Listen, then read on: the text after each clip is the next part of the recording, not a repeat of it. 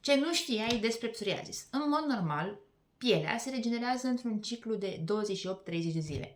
În psoriazis, acel ciclu are loc în 3-5 zile. Practic, celulele moarte nu mai apucă să se îndepărteze ușor și formează plăci groase, roșii și care știm prea bine că pot da mâncărimi. Și ce declanșează sau întreține psoriazisul? Poate fi stresul, poate fi alimentația, pot fi anumite infecții în organism, pot fi dezechilibre hormonale, poate fi lipsa unui somn de calitate, oboseală cronică sau chiar toxine acumulate în organism. Și dacă totuși te-ai pricopsit cu astfel de simptome, ce poți face? Poți face o detoxifiere în organism. Poți îmbunătăți alimentația dacă ești dispus să faci modificări acolo. Poți îngriji pielea cu produse mai blânde, poți încerca să reglezi somnul și sistemul imunitar, poți hidrata organismul corespunzător și este important să reduci inflamația din corp.